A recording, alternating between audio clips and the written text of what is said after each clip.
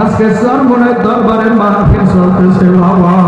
ও বাবারা, রুমানী হাসপাতাল, ওই হাসপাতালে অপারেশন বিনা ছুরিতে, সিনায় সিনায় লেখাপড়া হয়, অপারেশন চলতেছে বাবা।